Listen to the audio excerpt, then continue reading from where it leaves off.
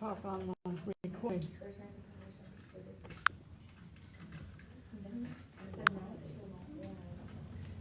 Say what it is. 5. Okay. Here we are again. Blended Families, week 5 of 12. This week it's the spousal relationship. Want to give a shout out to ChristianLivingRadio.com that broadcasts our classes and other things on their web radio. I understand they're in line for a nice award for Christian type radios on the web. Some kind of contest going on. They're right up there, almost number 1, it looks like. And that's not bad because they've only been in business a year, maybe a year and a half. A little over a year. Yeah, so that's awesome. So they're doing great. Throw our website out there. It's blendedfamiliesministry.org. All of our resources are out there, and different things. Even some of the class videos are out there from a couple of semesters ago. All right, this one, the spousal relationship, this is all about husbands and wives. We're going to have a little video a little later on with part of Mark Gunger's Laugh Your Way to a Better Marriage. And even after seeing it like 20 times, it still makes me laugh. It's pretty good. Okay, well, let's start in the beginning. In the beginning, God created. Okay, God created man in His image. Important to know that's where everything started. He created human beings in His image, and He created them male and female. Genesis 1:28 says, God blessed them. So He blessed them. You are good. You are my creation, and I will bless you. And then He told them to be fruitful and multiply and take dominion over everything that moves. So He gave them a blessing and He gave them a purpose. Now, a couple of things here. He told them to be fruitful, so be productive. Not just children, but everything else that you do, be productive in whatever it is you're doing. But He also told them to multiply, which is the generational thing that God had intended, and to fill the earth with His image. All right? Not just people, but His image. That's what He wanted them to do. So it's just important that God's a multiplier. And in some of the other classes we've talked about, trying to become whole, to be whole in Christ, so that when God multiplies you with someone else, you're whole, they're whole, and it's about as easy math as you can get, and that's good for me. 1 times 1 is 1. If somebody's less than 1, you end up with smaller numbers and smaller pieces. And I like what you said, God's a multiplier. So Yeah. if 2 whole people multiply together, as opposed to 1 whole and 1 half, like you said, that becomes less. Yeah. That's decrease, that's not That's a increase. half. Right. Yeah, Or a half times a half is a fourth. so in order to multiply, you need to be whole. Right. So I love that. And, not so much in this class, we don't focus on it as much. Now, next week, I believe, we're going to be talking about the vertical versus horizontal relationship. So we'll spend a lot more time talking about that kind of stuff. Just what does that vertical relationship really mean? Right. But that's next week. So this week, God blessed them, told them to be fruitful and multiply His image, which is how He created them in His image, and take dominion over everything that moves. So He gave them several things to do. He gave them purpose. So we are created with a purpose. We're not just here taking up space, and we're not really supposed to be couch potatoes. We're supposed to be out doing stuff for the kingdom. Okay. Now, what we find today is that was God's instruction in the beginning, but there are a lot of things that have taken dominion over us in our culture these days. We find a lot of people have issues with addictive things, drugs, alcohol, sex, all kinds of things. So those kind of things that were meant to be good things when God created them, and for us to have dominion over, through sin and the way the world has constantly gotten worse and worse and worse and worse, we find these things are having dominion over us. So it's important to go back to the beginning. Here's how God intended it to be.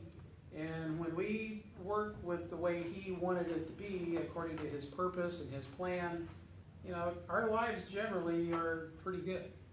It's when we get out of His will that, you know, we have a lot more consequences for things. Okay. Men were created to be husbands, fathers.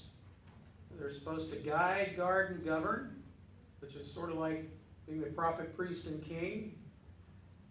That's the way God set it up. Don't get after me. That's not my idea. And for Carol and I, this was not an issue until I tried to do this. Right. For 20-some years, it was like, yeah, okay, whatever, you know.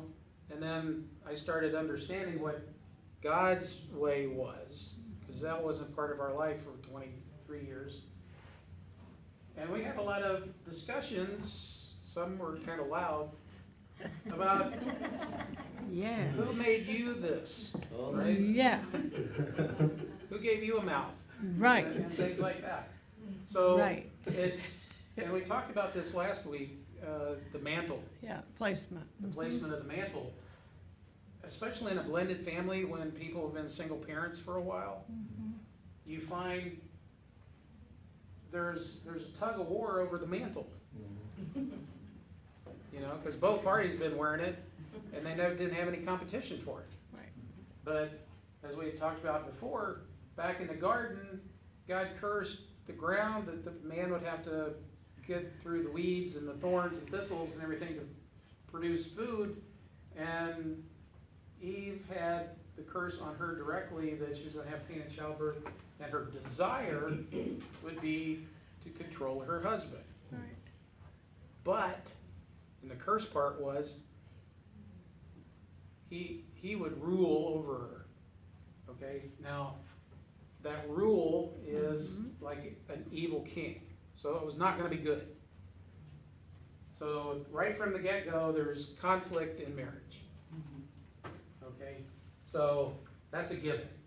And it's only through the Holy Spirit that we can overcome all that. Whenever we're in the flesh, we're going to be victims of our nature, which is not good.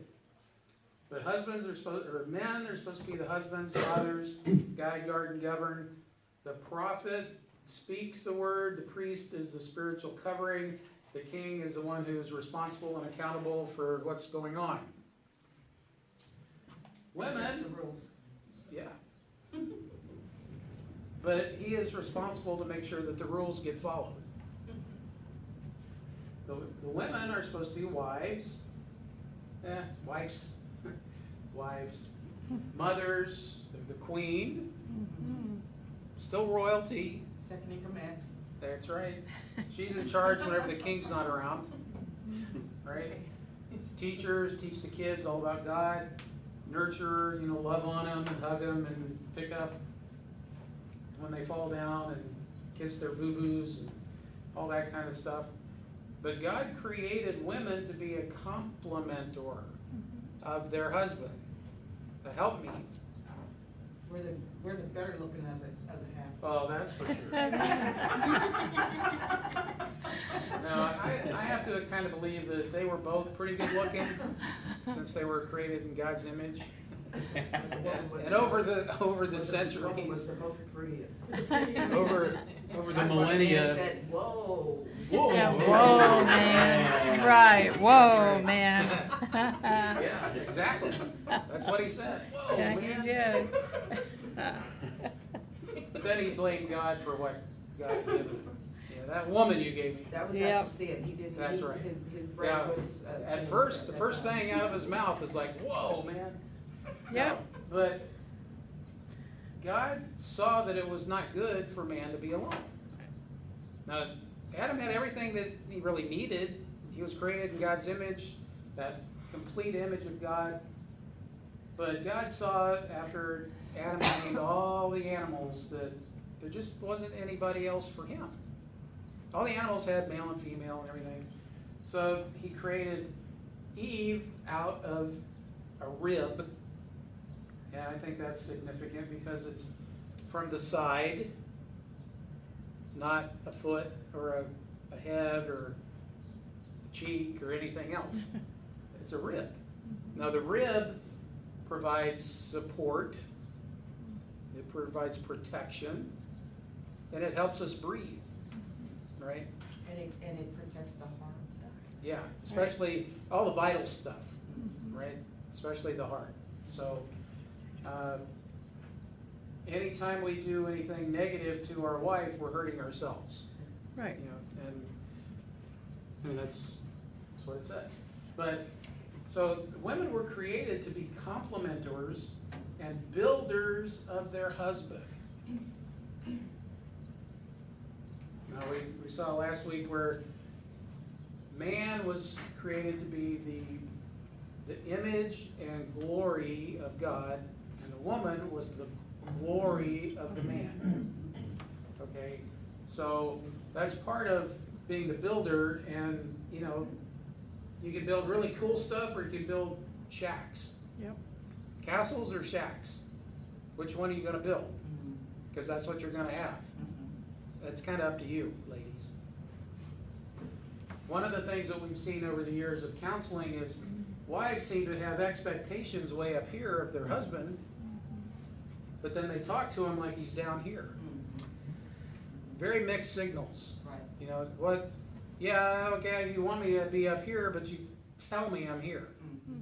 So there's a big disconnect in the guy's brain. Who am I really?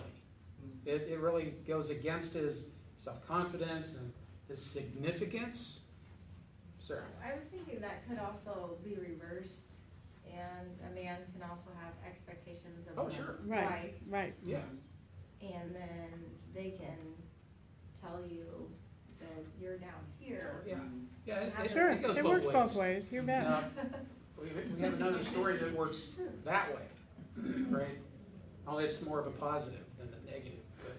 But, this happened to be some tribes in Africa, and this one guy was like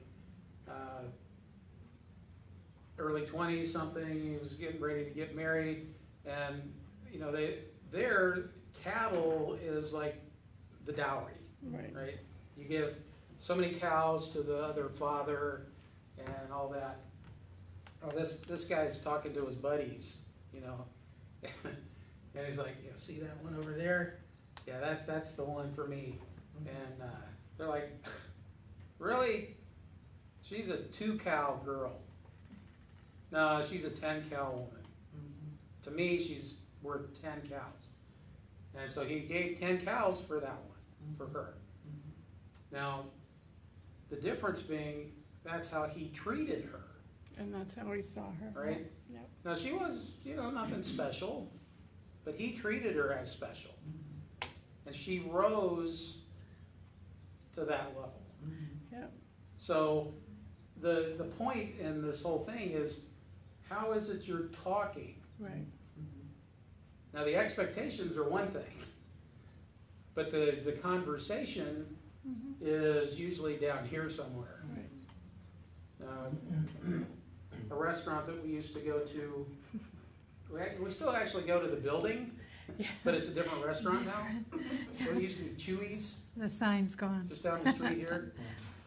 And they used to have all these weird things painted on the ceiling and the walls and everything. And just outside the door on the arch thing was, if our food doesn't meet your expectations, lower your expectations. Now, That's really what it said. think about that. That's, Or is I but gonna that's- take a picture That's the of that? difference here. If your expectations are way up here, but your mouth is talking like down here, the guy especially is never gonna get here. Right, So your expectations will never be met. yeah, they don't match. So then what? You're always disappointed, you end up getting bitter, and then everything goes south. Right? So, so much about marriage is an attitude. It's that covenant mentality, hey, I'm in it for the long haul. Right. Yeah, things aren't always gonna be perfect, but it takes a lot of grace and mercy and forgiveness. Right. And you're not each other's parole officer either. You're not to Right. point out his faults. He's not to point out your faults. No. We were created by God, and we're to be as godly as we can be to our spouses and to our children. And we have to respect each other like that. I mean, there are two kinds of marriages, heaven on earth Yeah. or hell on earth. Which do you want? Yeah. But it goes back to what you were saying, you know, you speak one way, expect one way and speak the other. You know, it goes back to the, you know, what you sow, you reap. Mhm. Our Yeah, words exactly. are sowing, Sure. and then we wanna know why we're reaping what we sowed. A lot of times that's coming out of our, either our hurt, or Mhm. unforgiveness, or disappointment, Or fear. or Right. fear. Right, And we have to be like God, right. and like Jesus said, life and death is in the power of the tongue. Right. And so, you know, you have to speak what you expect. Right. Yeah, you speak life. Yes, speak life. And that's, you know, for us, 15 or so years ago, you know, we had to fake it till we Mhm. made it. We did. We had to speak life into something that was dead. It was very hard. Are you gonna show an example of that, how you guys did that? Well, maybe next week. We're talking on the vertical. But yeah, I mean, our counselors at the time, the first couple of things that they told us that was so empowering to be able to get through the crap was marriage is spiritual warfare, and your spouse is not your enemy. And I'm really glad they told us that because it sure seemed like it Right, at the time. it did. So, Larry, I have a question about the govern for the men. It's like, Uh-huh. what's the role, say, because we're like in a blended family, all right. and your own children, well, yeah, you govern your own children, whatever, but you go into this blended family, they're your step Right. kids and whatever. But you're in that new position there, but what is your role as, because I know in mine, pretty much their father is the one that's in, you know, her and her father do all the decisions and whatever Right. around there. That's one of the things that makes a blended family much more difficult, is parenting, right? Co-parenting. Right. But what we suggest is, okay, you have your house. Not my house. Well, Well, why not? figuratively speaking. It should be our house. It should have been, yeah. You're married But now, it's- it should be yeah. our, Generally, it's, you know, our house, our rules. right, Their house, their rules. Right. yeah, Okay? Because you're on this marriage, and this is the marriage that needs to be the most important. And part of what really gets ugly is when a past ex, or an ex Mm. tries to manage you, right. right? Because there's still all the ties that bind, right? And what, you know, we tell people to, whenever there's communication with an ex, first choice is speakerphone. Right. When both of you are present, so the other one doesn't think anything secretive is being discussed. It reinforces the fact that you see yourselves as one flesh. Right. Lets the You know. other spouse know that too, and they don't like it at first, but too bad. When you start using things like we Yeah. and our, when you're talking to them, Mhm. I mean, they're not gonna appreciate that a whole lot, probably. Right. But, you know, it's one of those, this is the things that takes time. It's not just, oh, it's different now and that's the way it is and so be it. It takes a while. You have to get used to it in your head, and then as you are consistent in speaking a certain way, they get it, hopefully, along with a bunch of prayer and everything else. But yeah, the 3 and the 4 here is where things really get tough. But if you put God first and you treat people the way Jesus would treat people, Right. whether you like them or not, and you put your marriage right after that, you know, it does a lot of things to help that, you know, even with the stepkids, they see that you guys are on the same page. Mhm. And they need to understand you're on the same page, because then they don't spend as much of their energy trying to come between you, Right. right? And then the extended family, the exes, the in-laws, the outlaws, and all that. You know, you just have to have boundaries. Healthy boundaries. Healthy. You know, we all got crazy Uncle Harry out there someplace, and you just don't. He's family, he's blood, but you know, he's better left over there.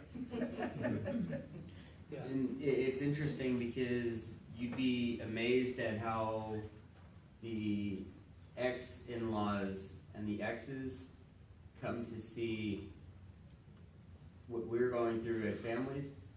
I mean, her ex-father-in-law doesn't refer to me as stepdad. Calls him dad. He tells the girls, go with your dad. This took time though, this didn't Right. happen overnight. But when it comes to parenting the kids, he doesn't have kids, I brought six into it. I have 6 daughters. So when it comes to parenting, he will actually talk with their dad when it comes to discipline, what they need. They get together, then he'll come and tell me, oh hey, JC's gonna get this for this and this one, and I'm like, when did that happen?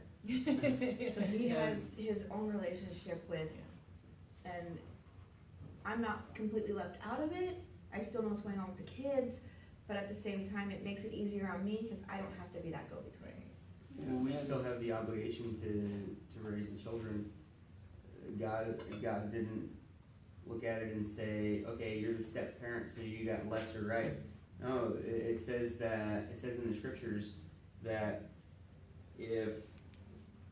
when you're not married, the children are unholy. But now that you're married, and especially to a godly man, the children are now holy. This is the scripture, this isn't my words. And so it's not the ex that makes the children in line with God, it's your husband now. And it says in, was it Hebrews? It says that, it talks about how the relationship between an old husband and a new husband, says when your husband dies, you're free from the law of that husband. You're free from the law of your husband to be married to another. So you're under no law of your old husband. And if you allow God to operate, God will make it so that there is a division. You take a rose in front of you there, okay? Yeah. One of the things you touched on sort of was really cool, because like Austin and them point this out, that he and his wife used to get in a lot of arguments after she would talk to her ex. Mm-hmm. And it was her trying to talk to the ex. And he's like, well, what'd you say? And she'd tell him, and he'd go, you know, because he understood what a guy's going to hear. Yeah. She understood how a woman feels about that, right?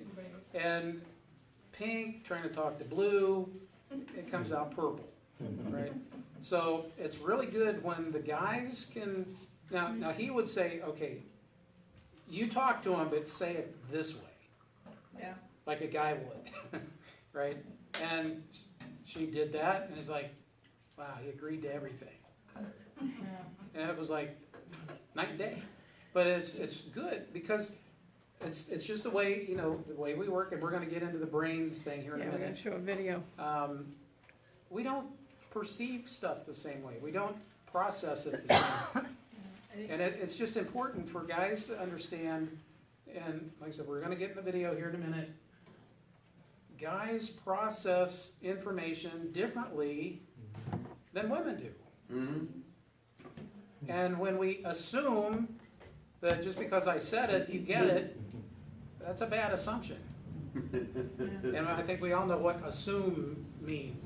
Well, that's why we tell people too, if it's something like that happens, say, now, let's talk about this. What I think I heard you say was, to repeat it, so if they heard it the wrong way, the other person has time to save face or change how it's worded, and that can prevent a lot of arguments if they really understand what you're trying to convey to one another. And it's really important to do that because the saving face part, Right. if you don't allow for that, then it's just an argument, right?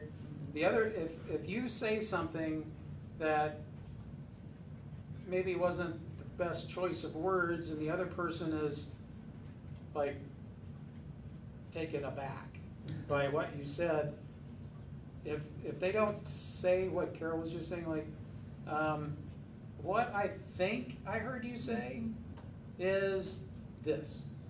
Is that what you said? Or is that what you meant? Okay? It gives everybody a little bit of time to think about what's going on.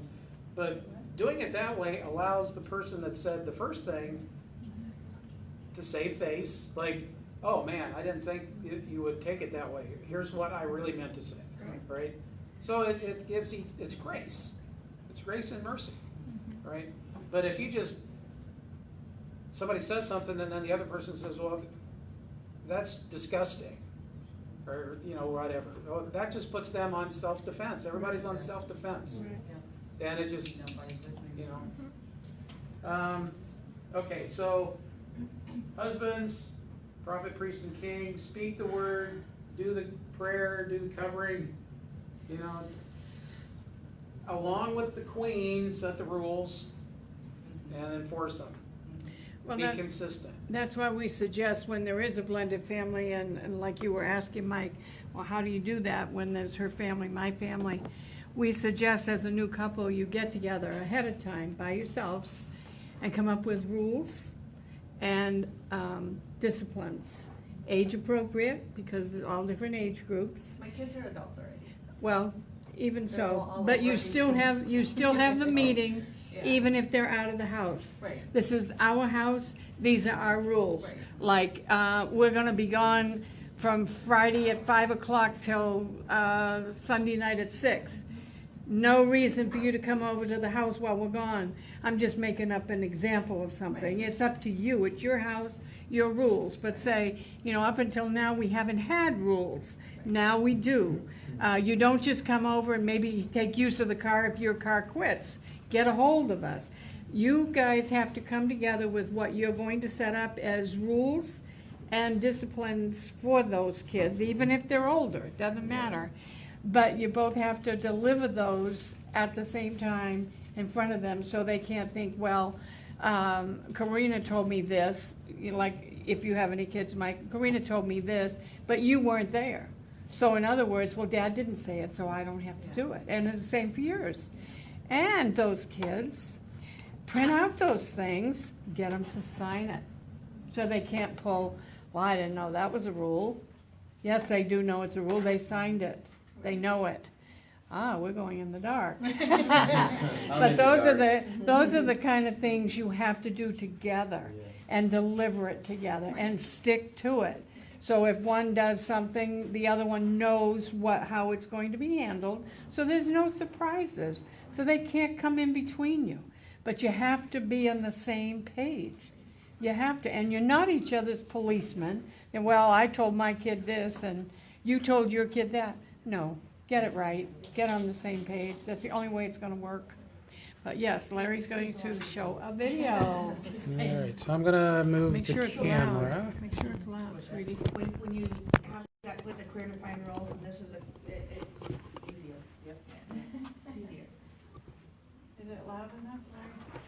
Oh, I don't know yet. Sometimes with adult children, I mean, they don't have an intention to do it, but they'll just say, they may call up, can I talk to my mom? I mean, don't say it like that, don't get me wrong, but, you know, they'll wanna go around the other parent. And here's how I deal with that. I say, oh, and I don't get angry. I'm here. I can help you. What do you need? And a lot of times they just utilize whatever help I can give them. No? No. Not at all. They're very respectful. Oh, good, They give him good. his place, he Yeah. has his, they Right. know. That's They- good. I have 8 great teenagers, so, yeah, they're all older. I decided they Cool. can smell fear. If you show it, they will. But they'll, yeah. They go on the attack and you're done. Yeah, they're very respectful.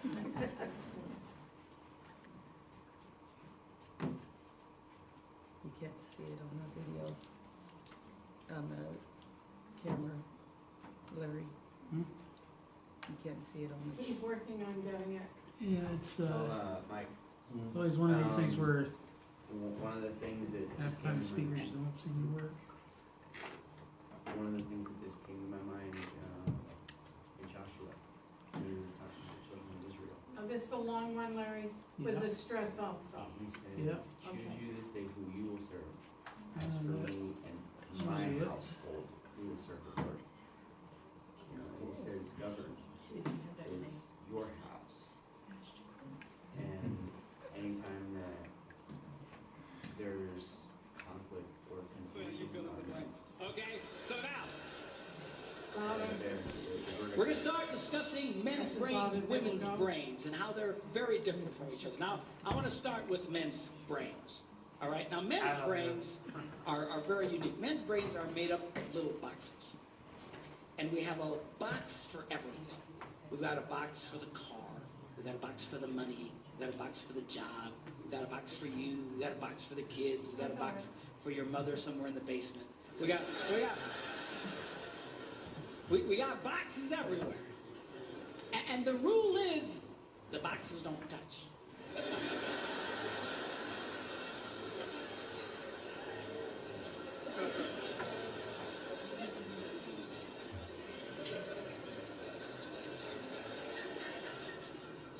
When a man discusses a particular subject, we go to that particular box.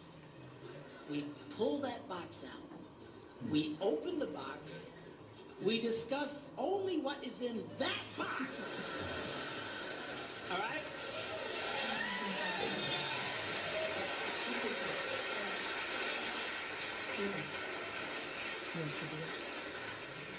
And then we close the box and put it away, being very, very careful not to touch any other boxes.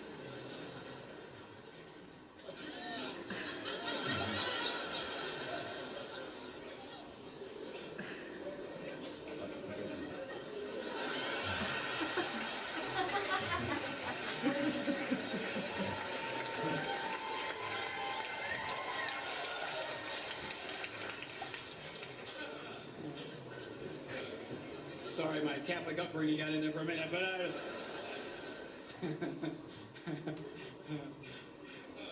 I'm not a Catholic, but I went to Catholic school when I was little. I had a nun who taught on hell like she was born and raised there. I mean, I'll never forget it. But, it did me good, actually. It was a good thing. Now, women's brains are very, very different from men's brains. Women's brains are made up of a big ball of wire. And everything is connected to everything. The money's connected to the car, and the car's connected to your job, and your kids are connected to your mother, and everything's connected to everything. It's like...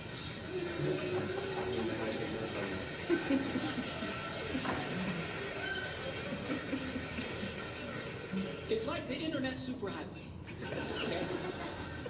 And it's all driven by energy that we call emotion. It's one of the reasons why women tend to remember everything. Because if you take an event and you connect it to an emotion, it burns in your memory and you can remember it forever.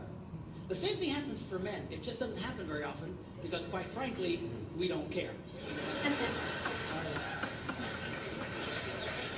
Now you know. Women tend to care about everything. She just loves it.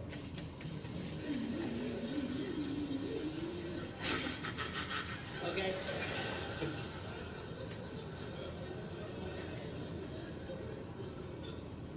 Now, men, we have a box in our brain that most women are not aware of. This particular box has nothing in it.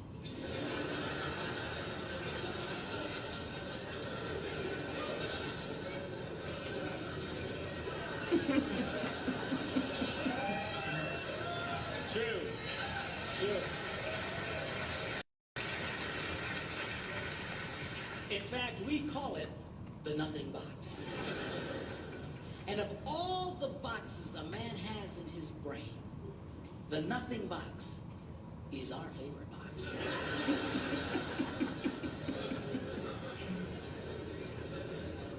If a man has a chance, he'll go to his nothing box every time. That's why a man can do something seemingly completely brain dead for hours on end. You know, like fishing.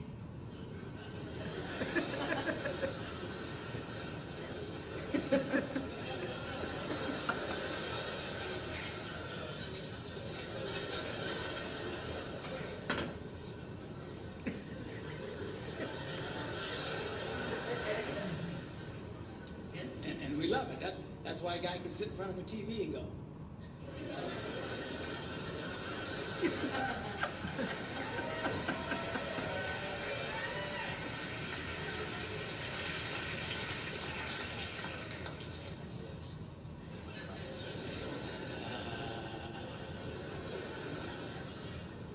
It glows. This drives our wives nuts because they'll come up and say, "Stop it! You can't possibly be watching anything!"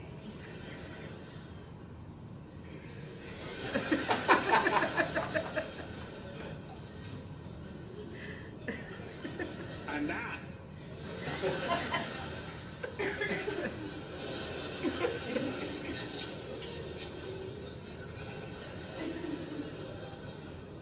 Go away.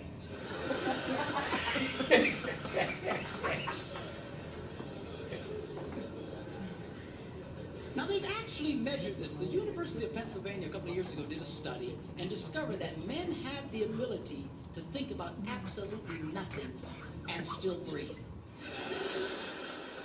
You know, they connected all the wires and stuff like that and watched the brain activity, and then all of a sudden, I think he's dead. Huh? You know,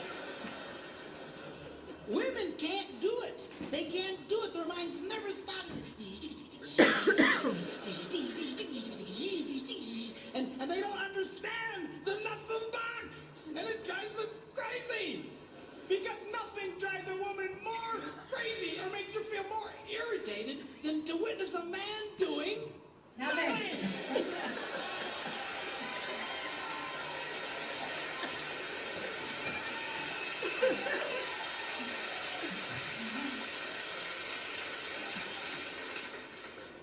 Now, one of the biggest revelations I get out of women is this whole nothing box issue. They just, everything's starting to make sense.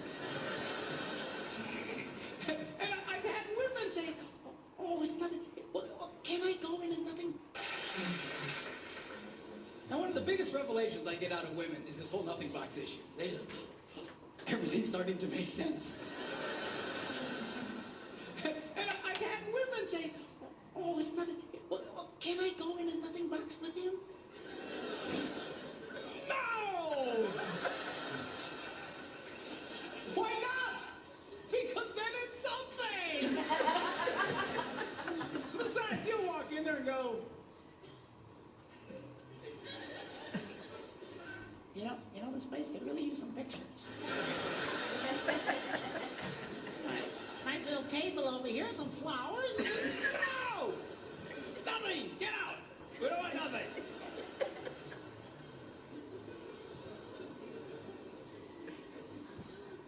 this handles the way men and women handle stress. Okay? When a man is stressed out, all he wants to do is run to his nothing box. This is how we unwind. The last thing we want to do when we're stressed out is talk about it. We don't want to talk about it. We just want to.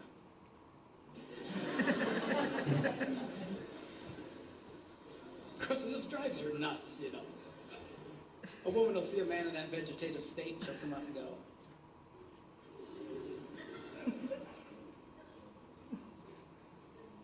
What you thinking about?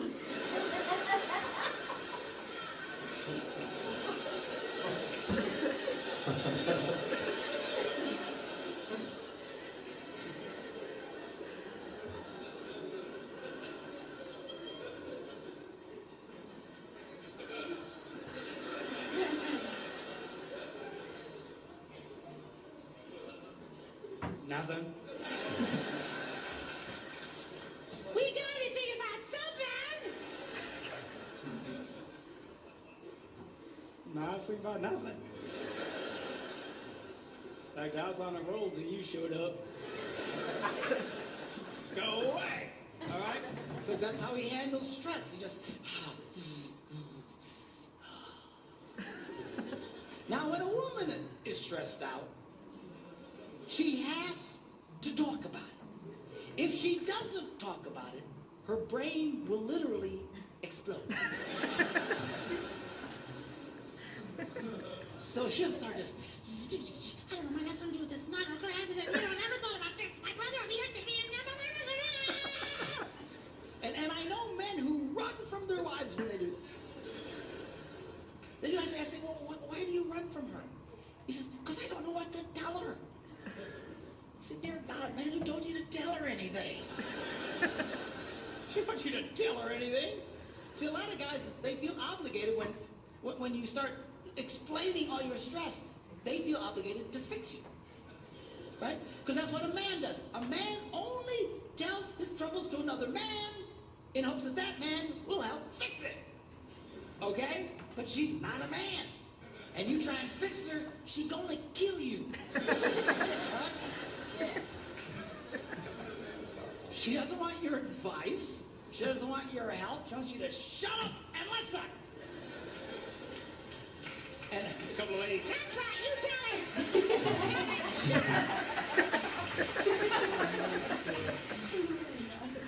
her. They like it.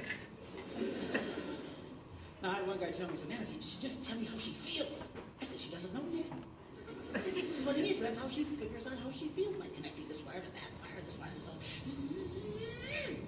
Now, because they love each other, they offer to each other their answer, their solution. A man senses his wife is stressed out. He loves the girl. He offers to the girl his best and finest solution. We're just quit talking about it.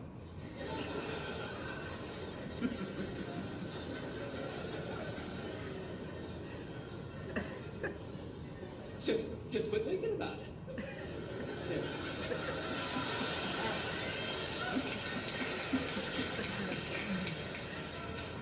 And that's when she starts reaching for the knives and stuff. She's gonna stop you if you keep it up, okay? Now, a woman, she senses her husband's all stressed out. She loves him.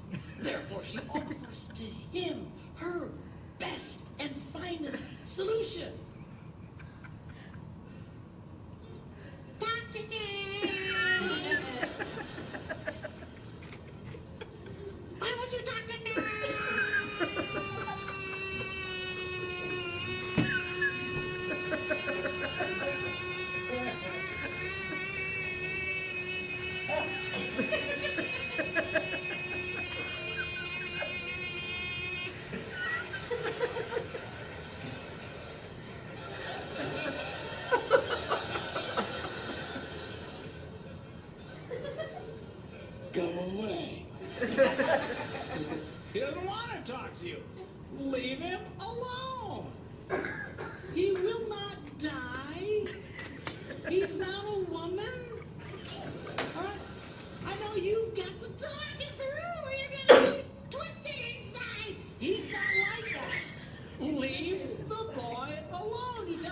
stressed out, just let him go to his knuckle box. Stay away. Stay away.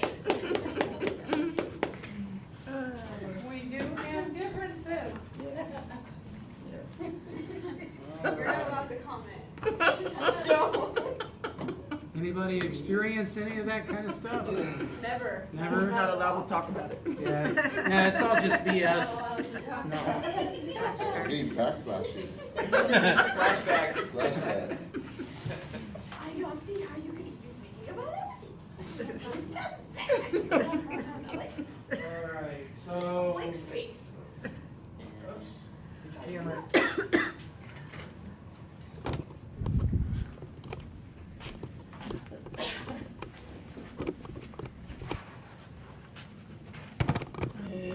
I'll get it. Plug back in. There we go.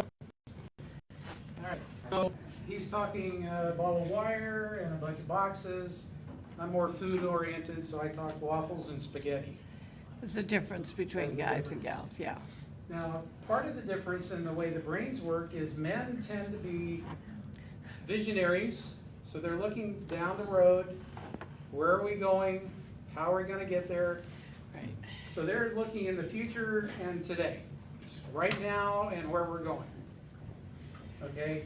Women tend, generally speaking, to be in the past and today. So we have today in common. But everything else is, I'm looking ahead, you're looking behind, and right now we have right now. There are some instances where it's reversed. The guy Oh, yeah. thinks the past and today, and she wants to be in the future and today. So it, it can be either way. But Yeah. mostly it's supposed to be Generally, the other. Yeah, there's always the exception to the rule. Right. But generally speaking, that's kind of the way men are wired and women are wired. Mhm. When it comes to a husband and wife relationship, look at 1 Corinthians 7, 1 through 7. That's where it talks about the way God set marriage up as one man, one woman. And do not defraud one another. Your body doesn't belong to you, it belongs to your spouse. And things like that. That's about all I'll talk about that much with the younger audience here. Yeah. You can read it. God intended each person going into a marriage to be virgins. Well, in a blended family, that's a little tough, right? Been there, done that. But for blended families, you can do a spiritual reset. Right. You can take time apart, abstain, and all that for an agreed upon time. Some people give us a hard time about, you mean like a whole day? Yeah, yeah. And then we had one be excessive, said for 3 months, and the guy about fell off Fell over in his chair. chair. So it's, when you abstain, it's a fast, basically. So you're fasting from each other, so that when you do get married, now you've hit the reset button, and then you can consummate after the wedding and all that kind of stuff.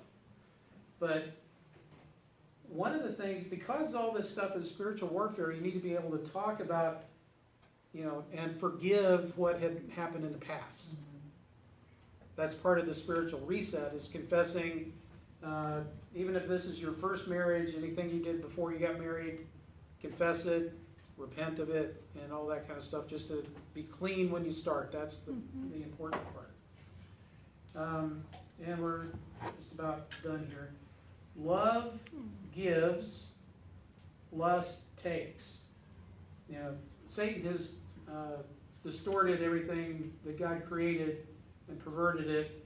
So, as far as like sex goes, it's the way the world looks at it as something you're going to get. In God's kingdom and in His world, the way He set it up was love gives. It's something you give. But the way the world looks at it, it's something they're going to take. That's why there's so much human trafficking and all that kind of stuff. It's people want to take stuff. And it's not about giving, it's about taking. And then we'll just wrap it up with the submission thing here. Ephesians 5:21-33, it starts off right there. Submitting one to another. Okay, the way God set it up was the man and the woman are equal in value, but different in purpose. Okay? It's, again, it's the way the world, the culture, Satan wants everything is backwards, so everybody wants to be equal in purpose and not equal in value. So they're getting it all backwards.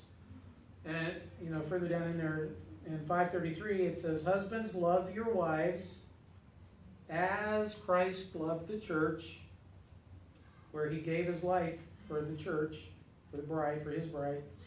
Wives, respect your husbands. Now that kind of goes back to this up here, building the husband. Right? But the respect thing is based on position, not performance. And I know that's hard. Most of us respect other people based on what they do. Now, we could respect God based on what he does because he's always good to us. But we respect God because he's God. That's his position as creator. I mean, yes, we respect God because of what he does, but when you keep that type of relationship, it becomes a relationship based on what you can give to me. So we wanting God, kind of like people don't have an intention, but almost kind of like a Santa Claus God. Yeah, for the genie in the lamp. Yeah, but God wants a relationship. Right. And so, like you said, his position, that relationship.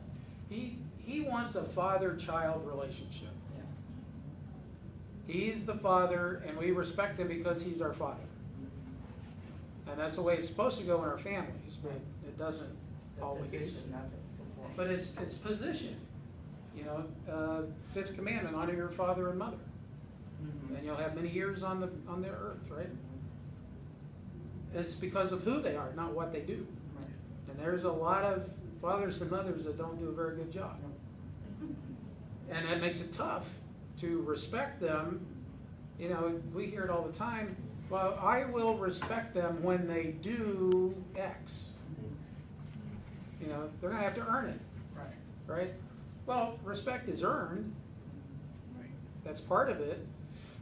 But, like you had said earlier, the sowing and the reaping, sometimes you have to sow it before you actually get it. You have to give it to get it, yes. Yeah. So, and one of the things about that is, if you've been going along, we talked about the building of the husband, and husbands would have to do this too. They have to treat their wives with respect, as an equal in value. Right? But if you're, becoming a Christian and everything, people struggle with the fact that before they became a Christian, they were planting bad seeds. Right? And then they become a Christian. Well, at first, you're still harvesting from the bad seeds. And you kind of wonder, what's going on here? I'm different now. I'm not doing that. Oh, yeah, but you planted them already. Right? So the point there, you can't plant bad seeds and then pray for a crop failure. You got to plant the good seeds, and then you'll reap a good harvest. Got about 2 minutes. Yeah, Larry. just to wrap this up, I do this in the very first lesson, only I compare it to the kingdom of God over here. But this is the way marriage is supposed to work. Christ is supposed to be the head of the man. That's a D. That's all It's right. an invisible D on there. Okay. The husband is in submission to Christ, supposedly. That is, the husband is following Christ, and the wife is following Christ as individuals. Like over here, the triangle thing. Ephesians 5:21 says, submit one to another. Okay, so now each one is submitting to the other as an equal, as a partner, as a teammate. All right, you're on the same team, got the same goals, we want to win this. right? And then the third one is 5:33 there, husbands, love your wives, wives, respect your husbands. But the wife is to submit to her husband, and that's after the other two are done. You don't start at number 3. Because I said so, you will submit to me. It doesn't work. Too many guys say, it just says, wives submit to their husbands. And then they put a period there. Yeah. They don't read the rest of the scripture. Right. As he is submitting to Christ. Right? No matter what's going on, you as an individual still have to submit to God first. Right. And that's part of the spiritual warfare. When you're married, you have a spouse, you got to consider what they're doing, and do I stay, do I go, they're being a jerk, how can I follow them? It's tough. But you hear stories all the time of a wife that's been married to a guy for 30 years and then he finally gets it. Yeah. And she suffered for 30 years and then he finally gets it. Only God could do that. Right. But if you look at the word submission, a lot of people freak out with that one. It's really a submission. It's a mission under another mission, right? It's not just being a doormat. It's not just, okay, whatever you say that's it. I don't have a brain. That's not it. It's just, Christ, God gives you a vision and you develop a mission, and then you figure out, okay, there's a couple of different missions that we got to do here. Okay, well, there's sub-missions under the big mission. It's more of a military term than a negative word, but people tend to put a negative spin on it just because they don't want to. Who wants to submit? Nobody. Only with the reverence of God, knowing He's the Father, you understand what He has done for you, you're grateful for salvation and those kind of things. It puts you in a place where it's easy to submit. Well, life isn't about us anyway. It's about God and serving God's people. I mean, it doesn't revolve around me. It doesn't revolve around you. We exist for God. Yeah. That's the attitude we're supposed to have. Which goes back to the first thing. God created us in His image to do those things. Yeah. That's our job. So, and we're pretty much out of time. Any last comments, questions? I did want to comment on the future today versus past and today. So I think you said future today is man, right? Yeah. So when I look General. at that, I look about him having that vision, getting vision from Christ, so getting that vision. And in women, the past, a lot of times women are going to be the historian, not all the time, but historian. They're the one to keep the scrapbook, photos. Yeah, all the And birthdays. so both of them are important. Right. Mhm, Yeah, of exactly. course. But you don't want to be stuck in the past. Right, But you do want to remember the past. right. Yeah. Historian is a good way to put it. Mm-hmm. But you need to keep track of birthdays, anniversaries, big events, right? The memories. Yeah. But that's a good thing, the historical perspective of things. But what you don't want to keep harping on is the details of negative things. Right. That needs to be forgiven so that you can move on. And Carol mentioned it earlier on. Spouses are not supposed to be each other's parole officers. Right.